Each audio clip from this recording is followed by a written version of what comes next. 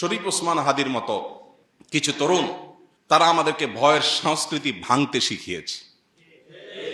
তারা শিখিয়েছে কিভাবে ভয়কে জয় করতে হয়। আপনার আমার অনেকের মতো তারও একটা ছোট্ট বাচ্চা আছে, মায়া আছে, এবং সে জানতো সে যে পথে পা বাড়িয়েছে এই পথে মৃত্যু অবধারিত, সেটার জন্য প্রস্তুত ছিল, আগে থেকে ঘোষণা দিয়েছে। পরিচিত ভাই ব্রাদারকে বলে গেছে, আমি মরে গেলে আমার বাচ্চাদের দিকে খেয়াল রাখিও, জাস্ট ইট, আর আল্লাহ খেয়াল রাখবেন, যথেষ্ট। বহু লেবাসধারী ধার্মিকের চাইতে, বহু লেবাসধারী তথাকথিত আলিমের চাইতে এ ধরনের তরুণরা আমাদের জন্য এই ক্ষেত্রে অন্তত উত্তম উদাহরণ। যুগে যুগে ওসমান হাদিরা ঘরে ঘরে জন্মায় না, ওসমান হাদিরা জেলায় জেলায় জন্মায় না, প্রতি বছর জন্মায় না, কিন্তু এরা আমাদের যুবকদের জন্য শিক্ষা, আমাদের সবার জন্য শিক্ষা, অনুপ্রেরণা, কিভাবে ক্ষুদ্র গণ্ডির ঊর্ধ্বে উঠতে হয়, কিভাবে ক্ষুদ্র চিন্তার বাইরে যেতে হয়, কিভাবে ভয়ের কালচারাল সংস্কৃতির দেয়ালকে, প্রাচীরকে ভেঙে দিতে হয়। এটা শেখানোর মতো মানুষ ঘরে ঘরে হয় না। আমার তরুণ বন্ধুরা, আমার যুবক ভাইয়েরা, আজ পশ্চিমা দুনিয়া, অমুসলিমদের যে সংস্কৃতি আর কৃষ্টি কালচার, এটার প্রভাবে আমরা প্রভাবিত হয়ে আমাদের কাছে ভোগ, মোজ মাস্তি এটাই জীবনে পরিণত হয়ে গেছে। আল্লাহর কসম, ভোগ আর মোজ মাস্তির জীবন জীবন নয়, এই জীবন উপভোগ্য নয়।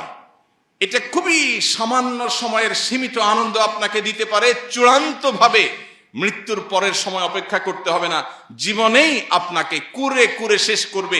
আপনি একটা সময় উপলব্ধি করতে পারবেন আমার জীবনের আসলে লক্ষ্যটা কি। ভোগ উপভোগ তো খুব সামান্য সময়ের, পছন্দনীয় খাবার খাচ্ছেন, এটা গলার নিচে নামার আগ পর্যন্ত উপভোগের বিষয়, এরপরে আর উপভোগের কোনো বিষয় নয়। সো এটা কোনো জীবন না। জীবন হলো সংগ্রামের জীবন, জীবন হলো ন্যায়নিষ্ঠতার জীবন, জীবন হলো আল্লাহর দাসত্বের জীবন, জীবন হলো আল্লাহর গোলামের জীবন, জীবন হলো প্রকৃত অর্থে আল্লাহর সামনে নিজেকে সঁপে দেওয়ার জীবন। জীবন হলো ত্যাগের নাম, জীবন ভোগের নাম না। জীবন হলো স্যাক্রিফাইসের নাম, জীবন উপভোগের নাম না। জীবন শুধুমাত্র বস্তুবাদের নাম না, জীবন হলো আখিরাত মুখিতার নাম। মুসলমানের সম্মান নিহিত আছে দুইটা জিনিসের মধ্যে, এক মৃত্যুর ভয়কে জয় করা, দুই দুনিয়ার মোহের ঊর্ধ্বে উঠা। বেঁচে থেকে কি হবে? বেঁচে থেকে কতকাল বাঁচতে পারবো? 1000 বছর তো বাঁচতে পারবো না, মরতে তো হবেই।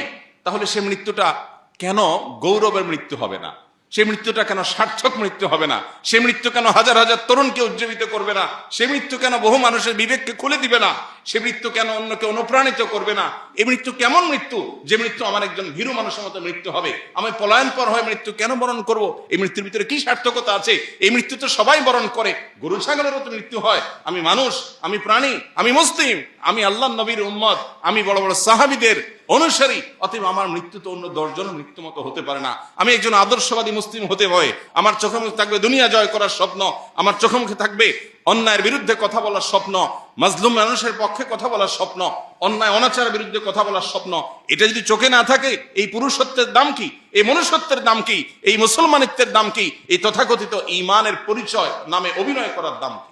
আমরা গায়ে গোতরে মুসলমান, দাবিতে মুসলমান, ইবাদতে আচারে মুসলমান, কিন্তু ভেতর থেকে মুসলমান হয়ে উঠতে পারিনি, ভেতর থেকে মুমিন হয়ে উঠতে পারিনি, আমার অন্তরকে মুসলমান বানাতে পারিনি, আমার নিজেকে ইমানদার বানাতে পারিনি।